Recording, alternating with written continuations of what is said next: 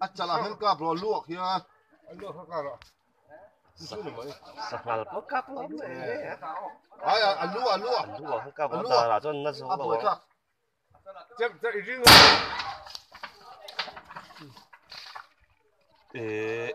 Ro. Sak. Mo hun ero. Ki la.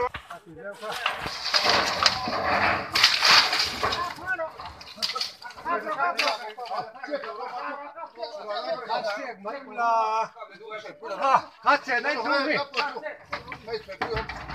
Ha.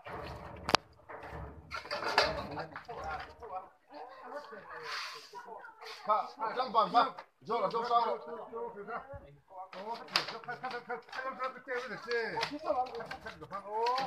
Khi là vắng à? Khi là vắng.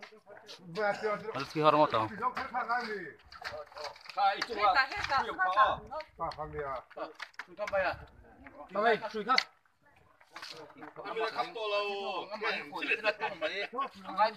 Ngay là vắng.